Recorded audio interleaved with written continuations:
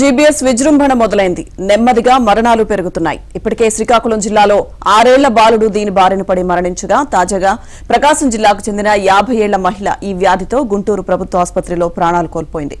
ఆరోగ్య శాఖ ఉన్నతాధికారులు రంగంలోకి దిగి కొన్ని చోట్ల ప్రత్యేక చికిత్సకు ఏర్పాట్లు చేశారు. అయితే ఏపీ వ్యాప్తంగా అన్ని ఆసుపత్రుల్లోనూ ప్రత్యేక వార్డులు ఏర్పాటు చేయాల్సి ఉంది. ప్రస్తుతం ఏపీలో 59 కేసులు వెలుగులోకి వచ్చాయి. అందులో 14 మంది మాత్రమే చికిత్స పొందుతున్నారు. మిగిలిన వారు చికిత్స అనంతరం ఇంటికి చేరుకున్నారు. చికిత్స అనంతరం ఇంటికి వెళ్లిన వారిపై ఆరోగ్య శాఖ ప్రత్యేక నిఘా పెట్టింది. కరోనాలో గరిష్టంగా 2% ప్రపంచ సగటు మరణాల రేటు ఉండగా జీబీఎస్ లో 7% ఉంది.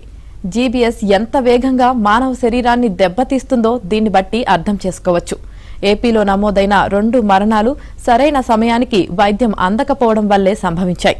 శ్రీకాకుళం జిల్లాలో 6 ఏళ్ల బాలుడు జీబీఎస్ బారిన పడినప్పుడు 4-5 ప్రైవేట్ ఆసుపత్రులకు తీసుకువెళ్లారు.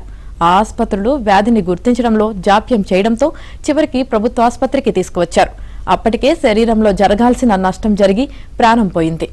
తాజాగా ప్రకాశం జిల్లా మహిళను కూడా ఇలాగే 4-5 ఆసుపత్రులకు తీసుకువెళ్లి చివరికి గుంటూరు ప్రభుత్వ ఆసుపత్రికి తీసుకొచ్చారు. అయితే అప్పటికే తగిన వైద్యం అందించడంలో జాప్యమై ఆమె కూడా మరణించింది. అందుకే ఎవరిలోనైనా జీబీఎస్ లక్షణాలు కనిపిస్తే వెంటనే ప్రభుత్వ ఆసుపత్రులను సంప్రదించడం మేలని వైద్యులు సూచిస్తున్నారు. ప్రభుత్వ ఆసుపత్రుల్లో అయితే వెంటనే జీబీఎస్ నిర్ధారణ పరీక్షలు నిర్వహించి వైద్యం ప్రారంభిస్తున్నారు. ఏపీలోని అన్ని ప్రభుత్వ ఆసుపత్రుల్లో ప్రస్తుతం ఈ వ్యాధి నిర్ధారణ పరీక్షలను ఆరోగ్య శాఖ చేపడుతోంది.